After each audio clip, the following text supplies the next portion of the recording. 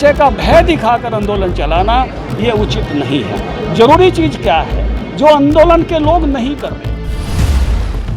350 किसान मर चुके हैं, 5-4.5 महीने से किसान बॉर्डर पर पड़े हैं और ये लोग मुस्कुरा रहे हैं। ये किसानों की मौत पर रोटियां सेकने वाले लोग हैं, इनमें जरा सी भी गैरत है, डूब कर मर जाना चाहिए।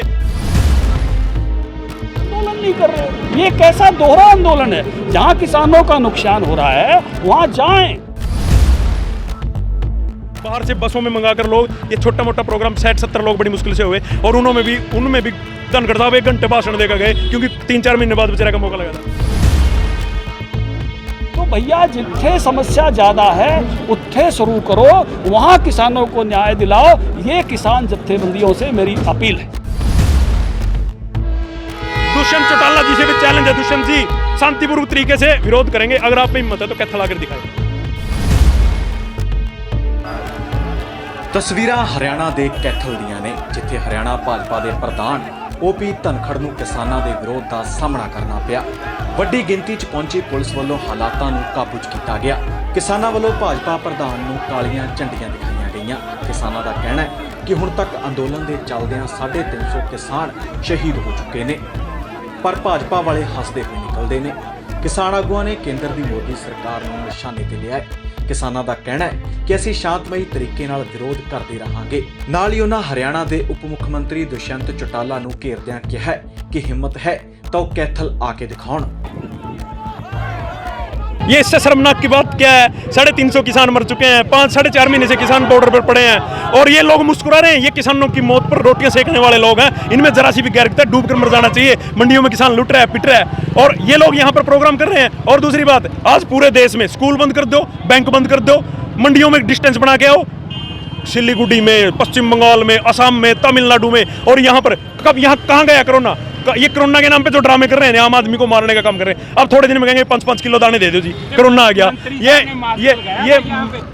ये ना मंत्री ना संतरी ना और ना जितने लोग ये बाहर से लेके आए थे, दावे के साथ कहता हूँ कैथल जिले का कोई भी आदमी इस प्रोग्राम में नहीं था। कैथल जिले का दलित और कमेरा वर्ग यहाँ पर बैठा था और तमाम धरनों पर बैठा था। उन लोगों ने इनका पूरी तरह से बहिष्कार कर रखा था। ये लोग सिर्फ ड्रामे कर रहे थे। बाहर से बसों में मंगाकर लोग ये छोटा मोटा प्रोग्राम 60-70 लोग बड़ी मुश्किल से हुए और उनमें भी धनखड़ साहब 1 घंटे भाषण देकर गए क्योंकि 3-4 महीने बाद बेचारे का मौका लगा था। धनखड़ साहब कपड़े काट कर 21 रुपये फसल का रेट मांगते थे। सर मैं तो आज जाकर 21 रेट दो मंडियों में। कह रहे हैं कि कानून ने काला क्या है? हम इनसे यही तो पूछ रहे हैं, हमें समझ में आ गया कानून सफेद है। आप बताइए ना, आप लोगों के बीच में जाके बताओ, टिकरी बॉर्डर पर, गाजी बॉर्डर पर, शंभू बॉर्डर पर जाके बताइए कि इन किसानों में इनमें काला ये काला है, ये काला नहीं है।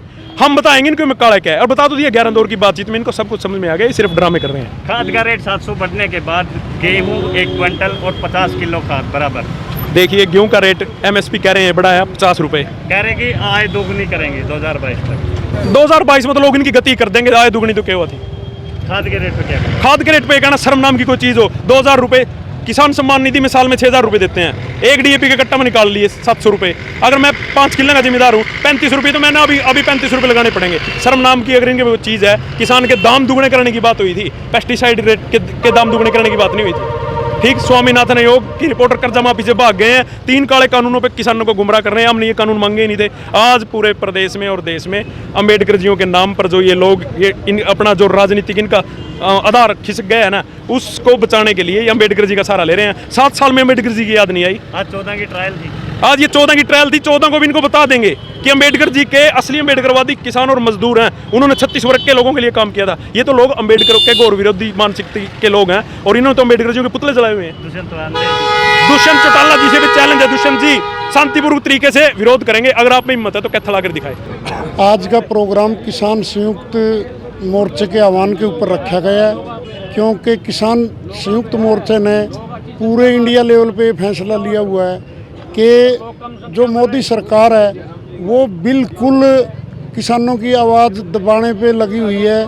किसानों की आवाज़ नहीं सुन रही और जो काले कानून थोपे गए हैं वो उनको रद्द नहीं कर रही। आज किस तरह का विरोध किया इसलिए आज जो विरोध होगा, ये भारतीय जनता पार्टी का कोई भी नेता जो सामाजिक कार्यक्रमों में भाग लेगा उनका हर प्रोग्राम में विरोध किया जाएगा। आज का जो विरोध प्रदर्शन है वो काले झंडों से जो बीजेपी के जो प्रदेश अध्यक्ष ओपी धनखड़ जी आ रहे हैं उनका पुरजोर विरोध किया जाएगा यहाँ आने के ऊपर। 14 तारीख के लिए क्या तैयारी? 14 तारीख को जो दुष्यंत चौटाला उप मुख्यमंत्री, कंवरपाल गुर्जर जी शिक्षा मंत्री और नायब सिंह सैनी जो सांसद है, उन सभी का जो भी है, कमलेश डांडा है, कोई भी है, दुष्यंत का कैंसिल हो गया जो भी ऐसा है, हम तो जब जानेंगे कि भाई जाट मेरा जब जानिए जब तिरमी हो ले, हम तो 15 तारीख तक बैठांगे दुष्यंत के प्रोग्राम में और दुष्यंत को ये बता देंगे, एक कौम के गद्दार, समाज के गद्दार, आपने क्या वादे करके वोट लिए थे। आपने कहा था कि अब की बार बीजेपी जमुना पार, और आपने कहा था कि बुढ़ियों को मैं 5100 रुपये पेंशन लागू करूंगा आते ही, आपने कहा था बेरोजगारों को मैं रोजगार दूंगा। ये तो कौम का ही गद्दार, अपने परिवार का गद्दार और पूरे हरियाणा का गद्दार है। इसको बता देंगे। अगर कैथल का प्रोग्राम कैंसिल कर दिया, जहां भी जाएगा वहीं इसके आगे इतनी अड़चने खड़ी है, इसका पग पग के ऊपर विरोध है। इसने हरियाणा को ठगया, हरियाणा के साथ विश्वासघात किया है, और ये हरियाणा के ऊपर आज जो दमन हो रहा है, हरियाणा के ऊपर आज ये किसान जो बैठे हैं अपनी मांगों के लिए, 327 मौतें मरी जो आज हो चुकी है, जो शहादत दी है, इसके जिम्मेवार ये उप मुख्यमंत्री दुष्यंत चौटाला और खट्टर हैं। दुष्यंत चौटाला पहले भी एक बार कैथल आए हैं, किसानों ने विरोध के लिए कहा था लेकिन नहीं किया गया। दुष्यंत चौटाला चोर दरवाजे से एक शादी में आए थे, हमें पता है, कोई खबर नहीं लगी। अगर उसकी माँ का दूध पिया, उप मुख्यमंत्री है, हम मानते हैं आज, अगर उसकी माँ का दूध पिया, एक दिन पहले बताया कैथल के अंदर के दुष्यंत चौटाला कैथल में आएगा, फिर बताएंगे उसको कि कितना बड़ा नेता है तू। उन्हें देवीलाल का ये कह के कि मैं देवीलाल का मेरी रगों में खून है, बिल्कुल देवीलाल का खून उनकी रगों में नहीं है। देवीलाल तो समाज के लिए चाहे गरीब था, मजदूर था, चाहे किसान था, उसके लिए अपनी कुर्सी को ठोकर मार देते थे। ये कुर्सी के चिपिया बैठे हैं। नैना चौटाला ने हमें ठगया, अजय चौटाला ने हमें ठगया, और इसका भाई दिग्विजय, इनको बताएंगे हरियाणा के अंदर राजनीति में इनका सुपड़ा साफ हो जाएगा, नाम निशान तक नहीं इसका बचने देंगे। ਦੂਜੇ ਪਾਸੇ ਭਾਜਪਾ ਪ੍ਰਧਾਨ ਓਪੀ ਧਨਖੜ ਦਾ ਅੰਦੋਲਨ ਬਾਰੇ ਕੀ ਕਹਿਣਾ ਹੈ, ਤੁਸੀਂ ਆਪ ਹੀ ਸੁਣ ਲਵੋ। सारा का सारा आंदोलन अंदेशे पर है, संदेशे पे नहीं है। कानूनों पे कमी नहीं है, जितने भी सुधार बताए थे वो स्वीकार कर लिए गए हैं। अब ये कैसे आंदोलन को चलाना कि बापू कार मत लिए, और कार लेगा तो एक्सीडेंट हो जाएगा, कहते हैं भविष्य में ऐसा हो जाएगा, हम कहाँ जाएंगे और आप कहाँ जाओगे, हम भी यहीं हैं और आप भी यहीं हैं। मेरे ख्याल से मेरी भी उम्र ठीक ठाक है, आंदोलनकारियों की भी ठीक ठाक है। हमारे जीवन काल में ना कभी एमएसपी बंद होगा, ना कभी मंडी बंद होगी, किसी भी प्रकार की कठिनाई किसानों को आने वाली नहीं है। केवल अंदोसे के आधार पर, केवल भविष्य का भय दिखाकर आंदोलन चलाना ये उचित नहीं है। ज़रूरी चीज़ क्या है जो आंदोलन के लोग नहीं कर रहे, खास करके पंजाब की जत्थेबंदी नहीं कर रही। हरियाणा में गन्ने का भाव 350 और पंजाब में 320, 30 रुपये क्विंटल का नुकसान है, और 1 एकड़ का नुकसान 400 क्विंटल का 12,000 रुपये है। मैं दर्शन पाल जी को, जोगेंद्र उग्रावा को, इनको निवेदन करता हूं कि कैप्टन अमरिंदर के सामने आंदोलन करें, और जो 12,000 रुपये पंजाब के गन्ने किसान का नुकसान हो रहा है हरियाणा की तुलना में वो दिलवाएं। इसी तरह से हमने बाजरा खरीदा 2150 और 1150 में बिका राजस्थान का। 1000 रुपये का जो है 1 क्विंटल का नुकसान था, 10 क्विंटल तक बाजरा होता है। 10,000 रुपये के नुकसान में राजस्थान का किसान लुट गया। हमने यहाँ ज़्यादा दिए, वहाँ जाएं और मांग करें, वहाँ आंदोलन नहीं कर रहे। ये कैसा दोहरा आंदोलन है? जहाँ किसानों का नुकसान हो रहा है वहाँ जाएं। इसने कहा है विवेकानंद जी ने कि आंदोलन वहाँ से शुरू करना चाहिए, परिवर्तन वहाँ से शुरू करना चाहिए जहाँ नुकसान ज़्यादा हो रहा हो, जहाँ आपके सबसे ज़्यादा नज़दीक हो। अब यहाँ मुआवजा 12,000 रुपये किले का, हम 6,000 करोड़ दे चुके, वहाँ मुआवजा 8,000 किले का, पंजाब कुछ भी नहीं दे पाया है। तो भैया जिथे समस्या ज़्यादा है उत्थे शुरू करो, वहाँ किसानों को न्याय दिलाओ।